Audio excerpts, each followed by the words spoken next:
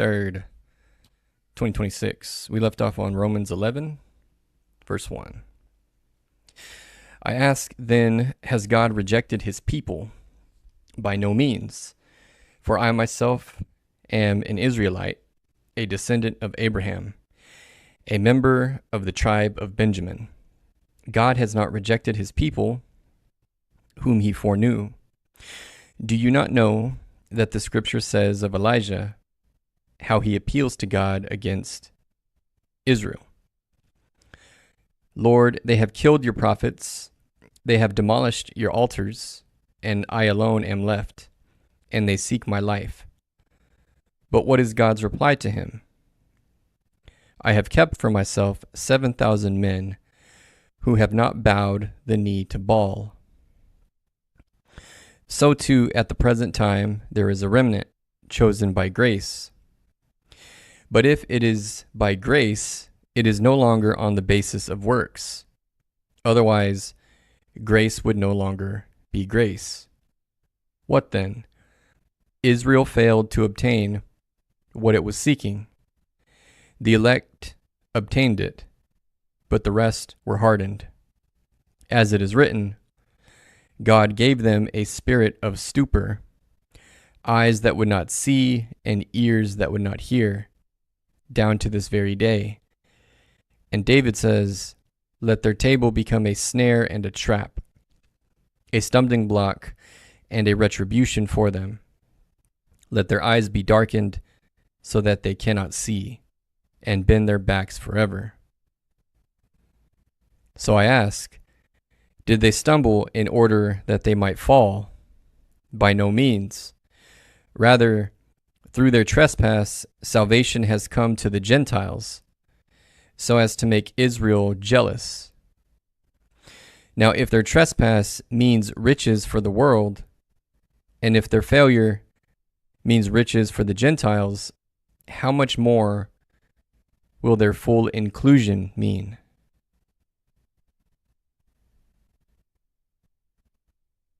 So, yesterday we went through and talked about a lot of different, I guess you could call them theories, or really just interpretations of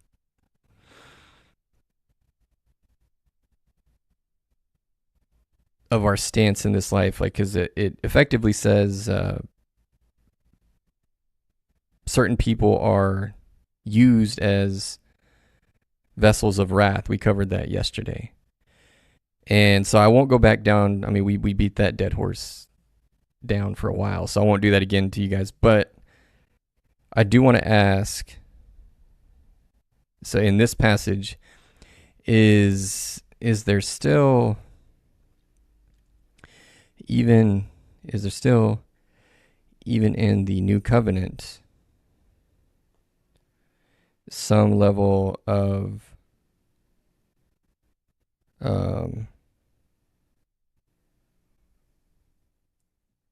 special treatment or preference or other of Jews? And I say that because he says, how much more will their full inclusion mean? So I'm curious what the goings-on is there. The question of whether Jewish people retain a unique status, preference, or special treatment under the New Covenant is one of the most significant and thoroughly debated topics in Christian theology. To answer your question based on the passage you quoted, Romans 11, and the broader context of the New Testament, theologians generally look at this from two distinct angles: spiritual equality regarding salvation and God's ongoing covenantal faithfulness. Here is how the New Testament addresses this complexity. First, in terms of salvation, there's absolute equality, i.e., no partiality. When it comes to personal salvation, justification, and entry into the kingdom of God, the New Testament is explicit that there is no special treatment or preference for Jewish people over Gentiles.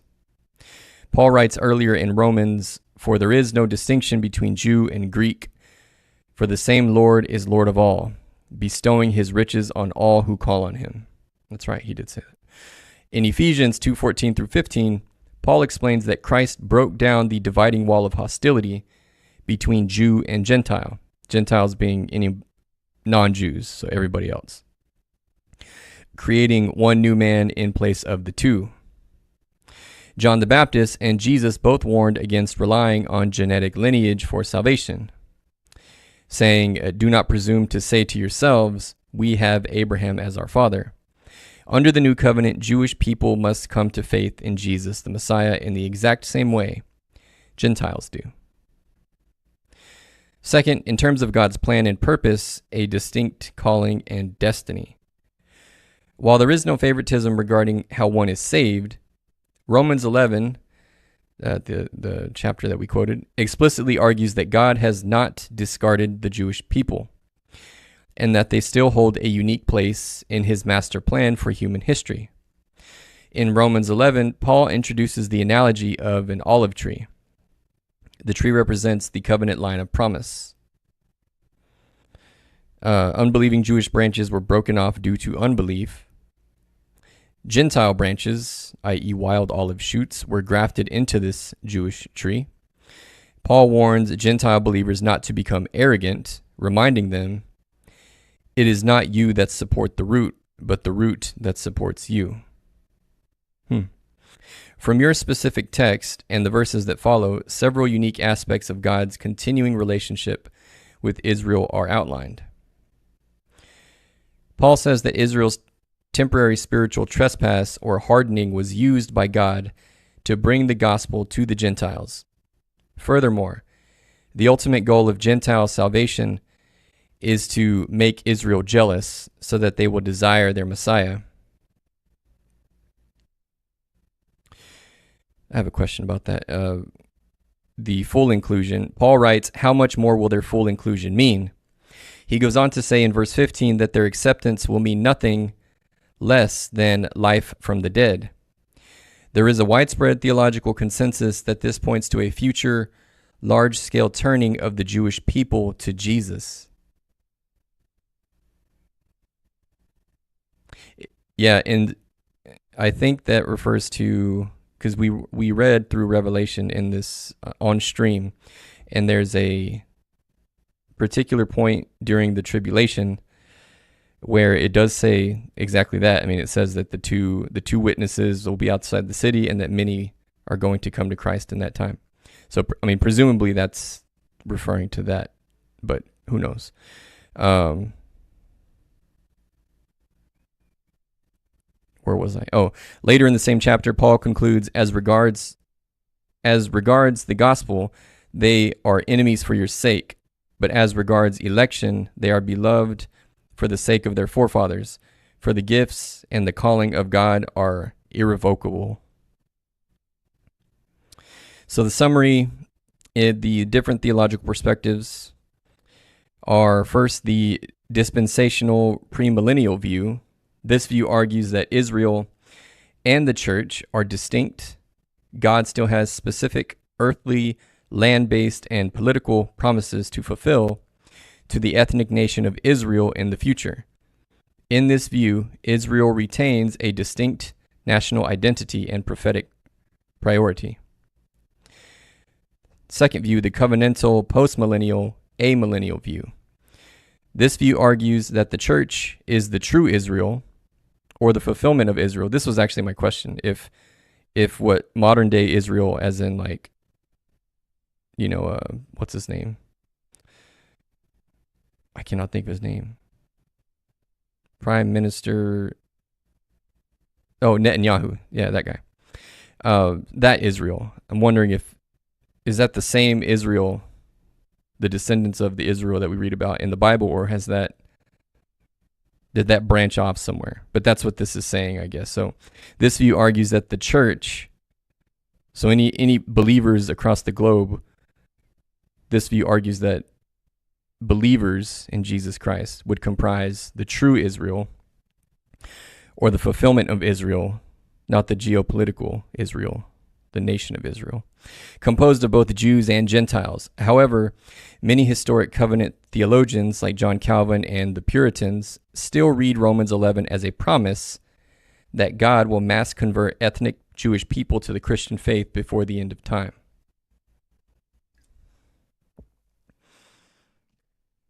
The order of priority, actually, I got to ask about this because it's going to bug me. Actually, the two questions. So, isn't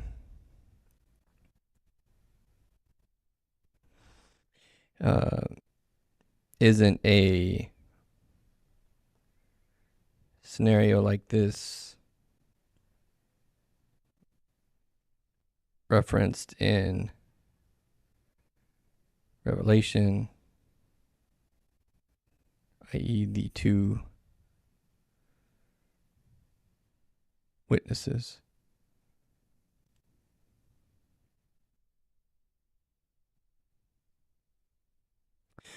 You have made a fascinating connection. There's absolutely a deep historical and theological link between the conversion of the Jewish people, Romans 11, and the two witnesses of Revelation 11. Interesting number. However, how they link up depends entirely on which theological lens you are looking through. The Puritans and historic covenant theologians actually looked at this text very differently than modern pop culture prophecy. Here is how different camps connect the two witnesses to the mass conversion of the Jews. So the Puritan historic covenant view, i.e. the gospel success model. First, a quick historical correction regarding the quote you mentioned. While John Calvin himself was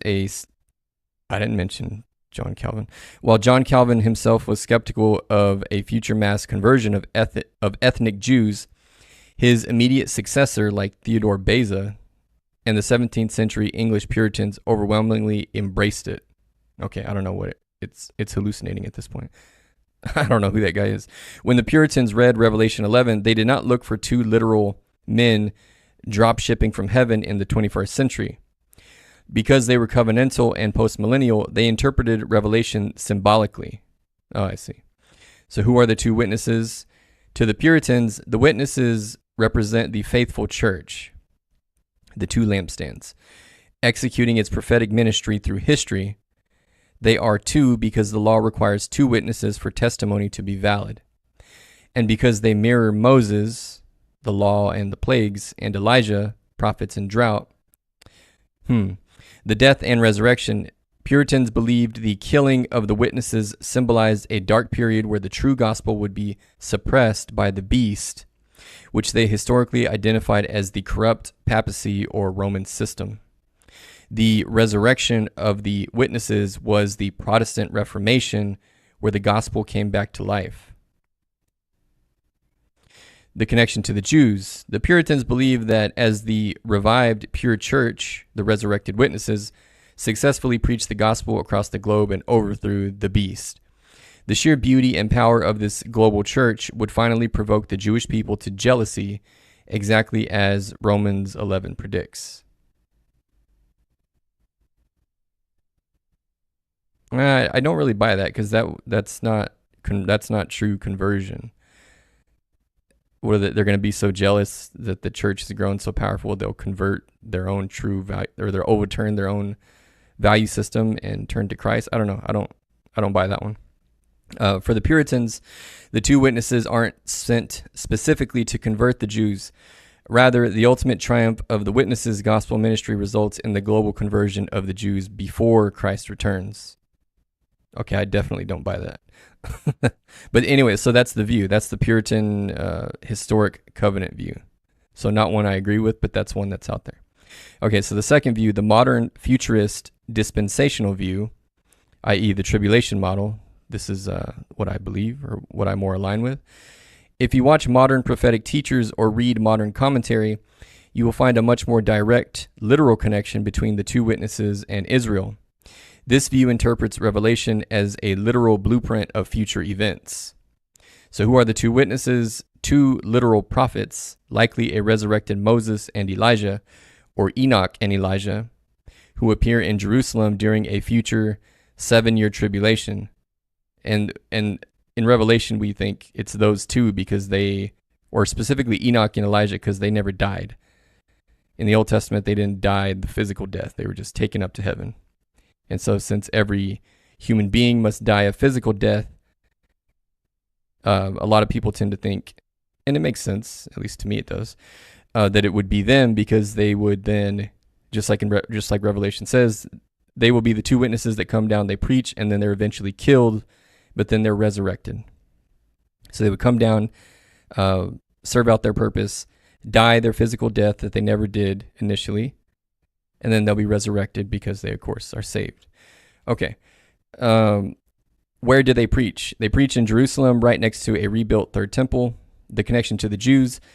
In this view, their primary target audience is the Jewish nation. They preach in sackcloth, calling Israel to repent of rejecting Jesus. Okay. So my other question then is the modern day nation of Israel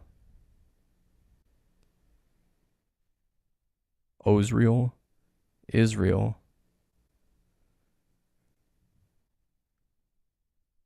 one and the same with the Bibles, or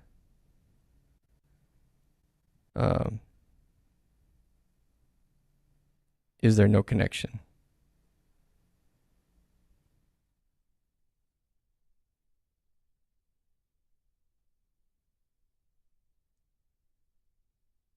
This is one of the most explosive questions in modern theology and geopolitics.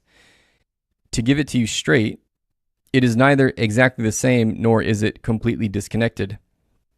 The relationship between the modern state of Israel, founded in 1948, which is crazy. That was not that long ago. What is that? My math, 26 plus, not even 100 years. How about that? Not quite 100 years. The relationship between the modern state of Israel and the Israel of the Bible is a complex mix of undeniable historic, ethnic continuity, and massive political/spiritual differences. To understand why people clash so fiercely over this, we have to look at the... Ooh, we get a graphic this time. We have to look at the deep theological disagreements. So the concrete connections first, the continuity. You cannot say there is no connection because the modern state is explicitly built upon the bedrock of the ancient one in three major ways. First, the people. The Jewish people living in modern Israel are the direct genetic and cultural descendants of the ancient Israelites, specifically the kingdom of Judah, who were exiled by the Romans in 70 AD. Second concrete connection, the geography. The modern state exists in the exact same narrow strip of land between the Mediterranean Sea and the Jordan River. Cities like Jerusalem, Hebron, and Jaffa are the literal geographic stages of the biblical narrative.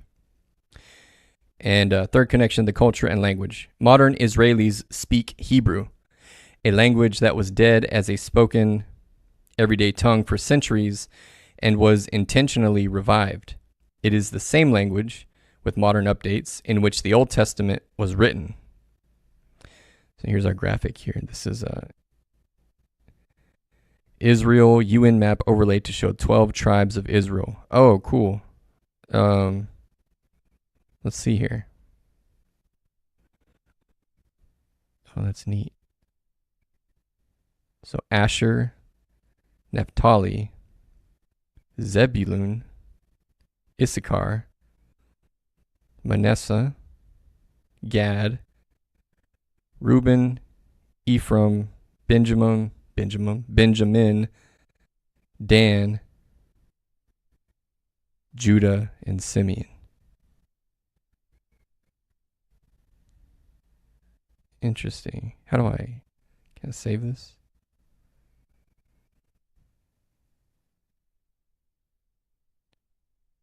Copy. Or I guess screenshot. Okay. The disconnections are the differences. While the people and the land match, the nature of the nation is completely different from the Bible. First, a secular democracy versus a theocracy. Biblical Israel was a theocracy ruled by God through prophets, priests, and Davidic kings. Its foundational law was the Torah, the first 5 books of the Old Testament. Modern Israel is a secular parliamentary democracy governed by a Knesset parliament and a Supreme Court based on civil law, not the law of Moses.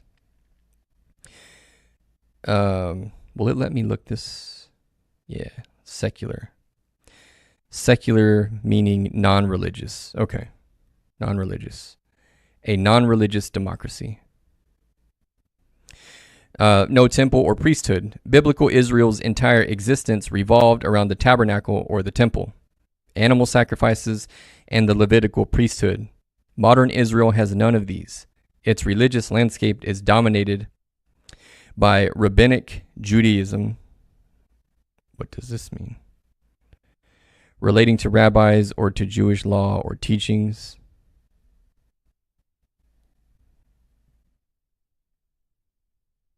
Okay. Which developed after the temple was destroyed. The method of gathering. In the Old Testament, whenever Israel was exiled, God promised he would miraculously gather them back in righteousness. Modern Israel was established in 1948, largely through secular, non-religious political movements. Zionism. What does that mean? Zionism. Zionism, a movement for originally the reestablishment and now the development and protection of a Jewish nation in what is now Israel.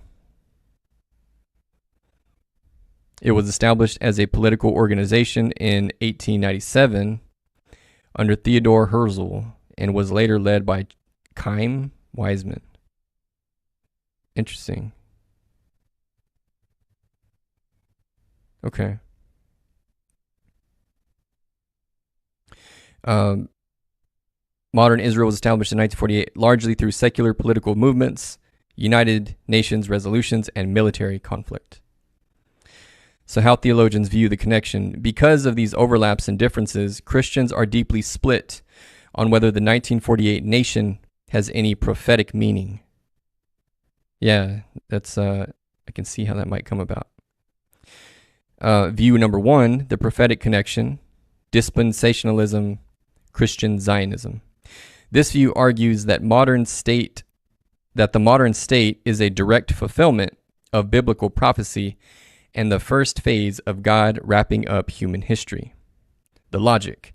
They point to verses like Ezekiel 36 and 37, the valley of dry bones, which predict that God will gather the Jewish people back to their land while they are still in a state of spiritual unbelief, and then later breathe spiritual life into them. The verdict. Modern Israel is biblical Israel being reborn. Therefore, Christians should politically and morally support the secular nation of Israel because it is the stage being set for Christ's return. I don't know about that. View number 2, the providential/historical connection, covenant historic theology. This view argues that while the survival and the return of the Jewish people is a miracle of God's history, the modern political state of Israel is not the spiritual entity described in the Bible. The logic, they argue that the new covenant shifted the definition of Israel. As Paul says in Romans 2:28 through 29, true circumcision is of the heart by the Spirit. Therefore, a secular political government has no special divine right or prophetic standing under the new covenant. That's kind of what I was getting at is this view, the prophetic connection, people that believe this, that Christians should politically and morally support the secular nation of Israel. It just makes me wonder if, more or less, if modern day Israel is just large scale deceit based on that notion. You never know. Who knows? But that's why I asked the question. just based off what I see. But I'm no geopoliticist. The verdict: there is an ethnic connection, the people, but no prophetic connection, the political state. God's promises are fulfilled in Jesus and his global church, not in a modern political government. Okay, so that's the second view. View number 3, the complete disconnection. This view argues that the moment Israel rejected Jesus, they forfeited their distinct status permanently. The church completely replaced Israel. The verdict: the modern state is just another secular country like France or Japan. Its name is Israel, but it carries zero theological weight whatsoever. In summary, think of it like this. Well, that's fine. We don't need the summary. Okay. All right, so where were we? Verse 13.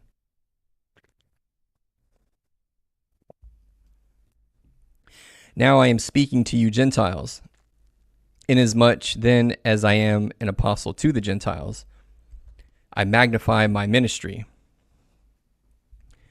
in order somehow to make my fellow Jews jealous, and thus save some of them. For if their rejection means the reconciliation of the world, what will their acceptance mean but life from the dead? If the dough offered as first fruits is holy, so is the whole lump. And if the root is holy, so are the branches.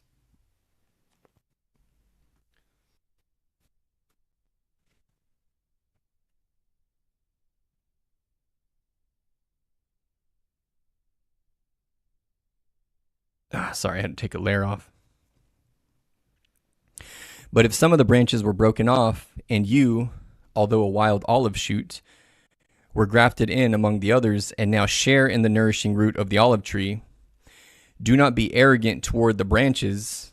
If you are, remember, it is not you who support the root, but the root that supports you. Then you will say, branches were broken off so that I might be grafted in. That is true. They were broken off because of their unbelief, but you stand fast through faith. So do not become proud, but fear. For if God did not spare the natural branches, neither will he spare you. So since we're approaching our 30-minute mark, I want to get in on this. This is good. I want to know more about where did it go?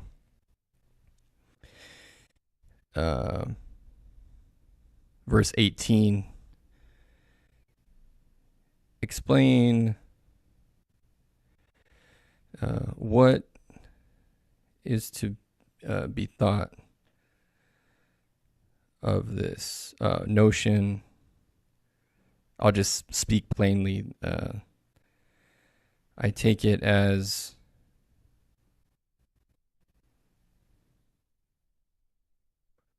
owing some level of homage to Jews that rejected Christ. Why say this? Like, why frame it that way? But maybe I'm taking it the wrong way. So this verse, Romans 11:18, is one of the most critical texts in the New Testament regarding the relationship between Gentile, non-Jewish Christians and the Jewish people. To understand why the Apostle Paul says this, and whether it means Gentile Christians owe homage to Jews who rejected Christ, we have to look at the context of the Roman Church at the time, Paul's agricultural metaphor, and his theological purpose. So first, the context, a tension in the Roman Church. When Paul wrote this letter around 57 AD, the church in Rome was experiencing internal tension. A few years prior, the Roman Emperor Claudius had expelled all Jews from Rome. During their absence, the Roman Church became entirely Gentile in leadership and culture. Oh, I see. Okay, when the Jewish Christians were finally allowed to return, they found a church that had moved on without them. So the Christian church, because the Jews were kicked out, in Rome at least, was entirely non-Jewish. And then the Jews were allowed to return. And so then there was a mixing of that Jewish culture, Jewish Christians, back with the Gentile Christians, hence the tension. Okay. So they found a church that had moved on without them. Furthermore, the vast majority of the Jewish nation at large had rejected Jesus as the Messiah, while Gentiles were flooding into the faith. This led to a sense of spiritual superiority among some Gentile Christians. They began to think God has rejected the Jews because of their unbelief, and he has chosen us instead. We are the new superior people of God. Which, I mean, that's not wrong. I mean, that's God will reject anybody because of their unbelief. Or rather, you could say we do it to ourselves. But anyway, that's neither here nor there. Let's keep reading. Paul writes Romans 11 specifically to crush this budding anti-Semitism, there's that word, and spiritual pride. The metaphor, the olive tree. To explain this point, Paul uses the imagery of a cultivated olive tree. The root, this represents the Hebrew patriarchs, Abraham, Isaac, and Jacob, and the foundational covenants God made with Israel. Oh, I see. Okay. So that's okay. I can't argue with that framing then. The natural branches, these represent the Jewish people. The wild olive shoots, they represent the Gentiles. Paul explains that because of unbelief, some of the natural branches, the Jews, were broken off, and wild shoots, Gentiles, were grafted into the tree to share in the nourishing root. His warning in verse 18 is reality check. Do not be arrogant toward the branches. If you are, remember it is not you who support the root, but the root that supports you. Paul is telling the Gentiles, you did not create this faith. You did not write the scriptures. You do not sustain the covenant. You are guests in a house built by God through the Jewish people. If you cut yourself off from the root, you die. Okay. 3, does this mean owing homage to Jews who rejected Christ? Your interpretation touches on the core of what Paul is wrestling with. The word homage implies reverence, respect, and acknowledgement of a debt. In a theological and a historical sense, yes, Paul argues that Gentiles owe a profound debt of gratitude and humility to the Jewish people, even those who rejected Jesus. Here's why Paul demands this attitude. A, the gifts of God are irrevocable. Later in the same chapter, Paul writes that regarding the gospel, these Jewish individuals may be enemies for the sake of the Gentiles, but as regards election, they are beloved for the sake of their forefathers. For the gifts and the calling of God are irrevocable. Paul insists that God has not permanently thrown away his people. Okay. B, spiritual indebtedness. In Romans 15:27, Paul explicitly states that this debt, for if the Gentiles have come to share in their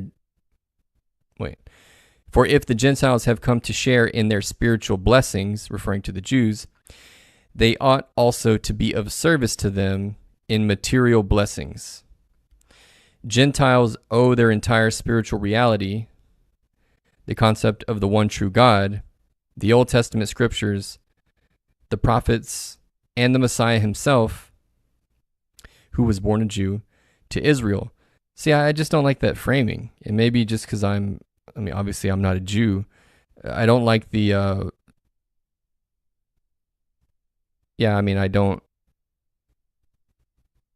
that may be what the Bible says, but the interpretation, this is the AI speaking, not the Bible, just to make that clear. But so Gentiles, this right here, I take some issue with.